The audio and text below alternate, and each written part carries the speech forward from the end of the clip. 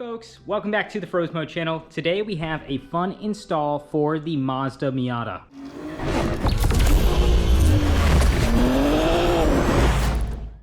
We are here in the shop and we are going to be installing an upgrade with our lights. Now, if you guys know, with the base and Miata lights, with this car being of age, we do not come with all the LED goodies when it comes to the front. Some other areas it does come with lights, but for some reason the fronts do not have that and the output is rather lackluster.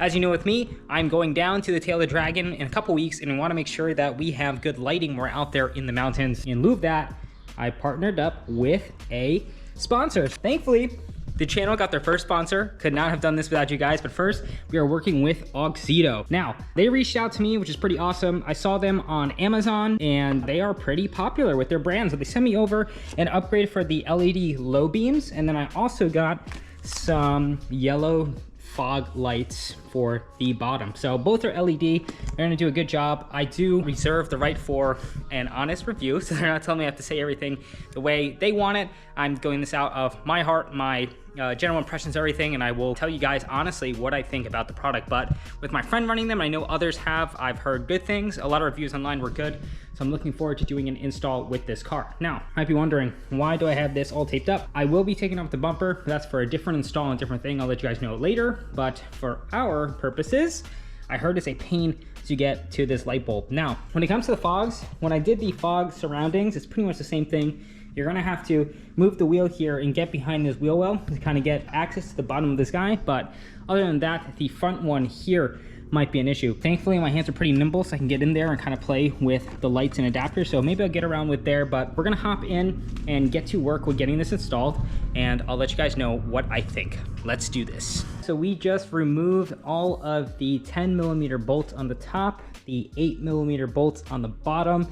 We also removed the little mustache hiding bolts that reside inside of each side here, and then as well as the ones in the wheel well. Now, would it be easier if I took the wheels off? Probably.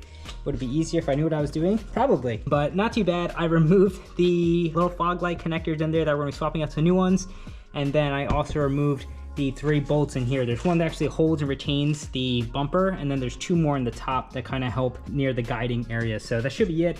Looks like already it's about to fall off. I did tape this side to kind of protect it in case of that, and we're going to aim for here. All right, we took off the bumper, put this down here, try not to hit anything,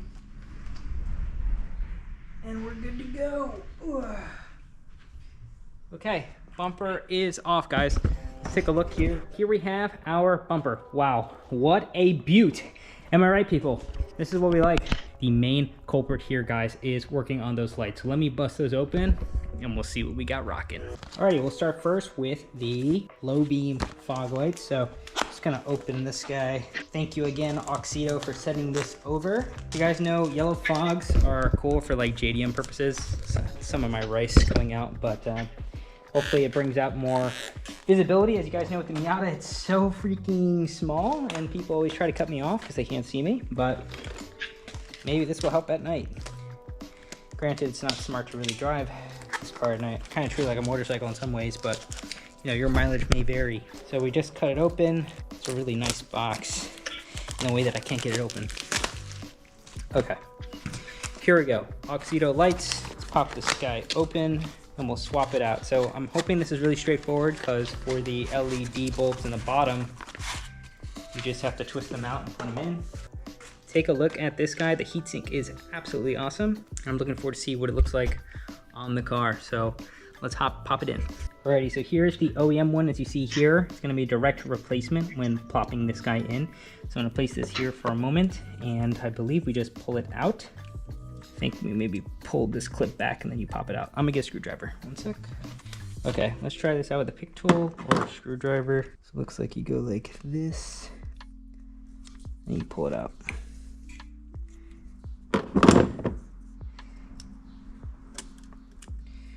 Like that. Yep, pick tool did the job, and then we popped it out like that. So here's the old one. And then we have here our new one. Gonna go in the same way. Boom, and like that, we are good. I'll do a test once we do the other side. Alrighty, and here we have the other side. I'm gonna do this here so you guys can see it. This is the lower fog light beam. Really like the build quality, feels like a substantial piece.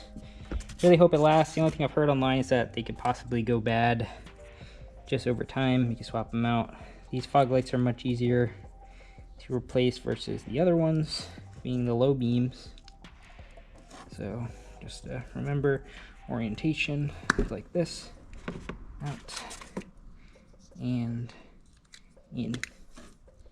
Boom. So there we go, we have our lights. And then I will test them out now. All right, let's test out those beams really quick, just to make sure we got them connected correctly. Boom. And we have a light, folks. Look at that. Wow, they're actually really bright. This is awesome. Should definitely help light up those foggy days. We did have rainy days on the Dragon, and should do a good job. Let's get it closer here. We have proof of concept that works. Let's move on to the next. All right, guys, this is not for the faint of heart. Not saying it's impossible, but I am cutting my hands up real good trying to do this. So we are working on removing the low beam bulb, and that requires getting your hands into this area and working on removing this, guys. Hey guys, so at this point I actually ran into a roadblock when trying to install these new lights, which required me to come back to this another day. So we're gonna hop back to where I am in the more future tense, where I gave this another shot to do this install. Came down to needing an extra spacer to allow the spacing of the upgraded LEDs to fit properly, which is the black part I'm touching, and we can talk about how I did it from there. So here we have the car with their glory, and boom, guys, I think these look absolutely insane. Now I know the yellow is not for everyone's taste. I just absolutely love this JDM type of style when it comes to the yellow fogs, and with the option of turning them off, the click of a button, I think it really cleans up and modernizes this car. Now of course we just go here and do this. We turn off our fogs and we can take a look again, and it's just a really clean and sleek aesthetic. Now I'm gonna put the camera down and I'll pop the hood and I'll show you guys how I had it installed. Alrighty, now you may ask, Ryan, how would one install light bulbs on this magnificent car? And I will say you're probably gonna cut your hands up a good amount. Now to swap out the low beams, which we did, it's actually quite a pain. Now thankfully I was a bit smarter in the way of having someone else with a fresh set of eyes look at me and say, why not just remove this out of the way to give me more space? And thankfully I did that. These are some 10 mil bolts. Removed some of these pop clips and moved it over here, and then inside of there it gives you access to snake your arm in and work with the housing here. Now there are videos online doing the install and everything, super helpful to figure it out, but the main gist is you unplug the cable, you take off the grommet that goes over it, and then from there you have a retaining clip that you have to push in to detent for it to latch out. And then in there you can take out the housing.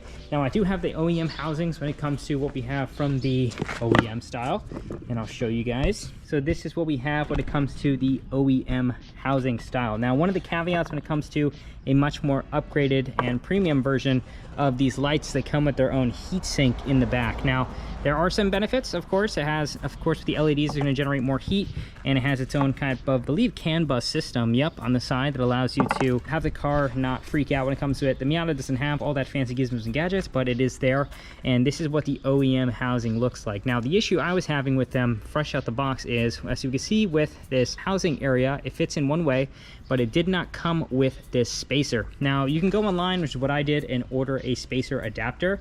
Now it's not going to be an exact snug fit, but I did get that to work. But you can remove pretty much this part when it comes to on the new LED housing portion, slide in the space in the back, and then allows you to get the proper spacing when it comes to locking in the clip. And the reinstall is quite simply the same exact way. I can show you guys for my sake, but again, you have to snake it in, make sure you're lining up this hole where it goes to in the spot. There's only one way to really put them in, and then from there you can reattach that latching gate door mechanism, and then from there we can replace the grommet, adjust it, connect in with our power cable, and do a test before we go with this guy. Here we can try to see what we have for my headlight housing. So since mine has the external low CAN bus over there, I have that zip tied to the side and connected. I was able to get the full rubber grommet over the housing, so it wasn't an issue. I didn't have to cut anything. So just to be sure, it can work, this setup. You just have to do a bit more to make it work. But overall, I think it's well worth it. Now on this side, it's actually quite much more of a pain. I did have to remove the wheel, take off pretty much all the fender lining, and snake my hand out from the bottom to really fish in to get from this side. Now, taking it off for the OEM stuff is not that difficult because you can kind of fit in from here, but putting it in, it is a science, and please be patient when it comes to doing that. But overall, I think it was well worth the energy. This has been a long process in the making. When I first got them received, trying to make it work, it didn't work. Ordering the spacer took some weeks, and now we are back here with the car. But overall, I think it is well worth it. As I said before, they have a plethora of different types of lighting options, and once it is darker out, we will go out and kind of show how the light output is. I'm looking forward to decent results. I know to temper my expectations, this is of course the low beam, not the high beam, and down the line I will probably change the high beam as well. And you could also possibly change out this blinker one. Now, the one thing I did find out with research is if you do change out the blinker, you're probably going to get a thing called hyper flash. Now, what is hyper flash? It's where the car thinks there's an issue with the light and it starts ticking faster than it's supposed to be. So instead of like a tick, tick, tick, it's tick, tick, tick, tick, tick, tick, tick. And that's very obnoxious and annoying and kind of messes up your blinking and everything with the car. And that is not what we want. So with their new light bulbs, I've heard that they have the ability to have a built-in CAN bus that goes around it, but we're gonna have to see if they do end up sending that out to me. I will test it out for you guys and let you know. But I think, as I said before, it really just helps modernize what this car is. So I'll show you guys the lights one more time, and boom, there they are. Really makes this car so much more modern is the word. I really do like the light hue and color, almost like a slight blue when it comes to it, but overall very impressed and happy. This car is coming much better together. So let me know what you guys think if you're running this on your car or these types of light bulbs. I know there's so many people who like to go kind of crazy with the lighting and options, especially with the fog lights. I found some really cool builds online and kind of give me some inspiration when I want to do down the line. I am thinking, since there is a bit of a clash when it comes to the yellow and this amber color, I can swap it out to just a clear as well and make the high beams also a yellow. So it'll be a lot of yellow, but I don't know. I think it just fits this car so well, being my toge Japanese type of Mazda Miata night runner. So we'll see how it goes, guys. All right, we're gonna test in pitch darkness how well these lights work. And boom, we have some light. Now, I did test with leveling, honestly just telling the back of my brother's bumper, but we do have them lined up perfectly well. And for a low beam, I am very happy with this level of light and adequacy. Of course, this is not the high beam, but for a low beam, they are a huge improvement to what we had before with my incandescent bulbs. And I'm super happy with how they turned out on this car. I think it looks absolutely great. Thank you guys so much for watching. Please don't forget to like, comment, and subscribe. It really does help out the channel so much. And I'll catch you guys in the next video. Feroz Moto out.